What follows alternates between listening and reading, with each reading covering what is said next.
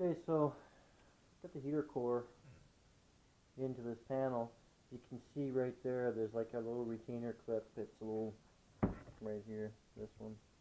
You gotta put this on here and it holds the heater core in place. Okay, as you can see, the heater core is in, right here. It can be done from underneath, and it's probably way quicker than taking the dash apart. So hopefully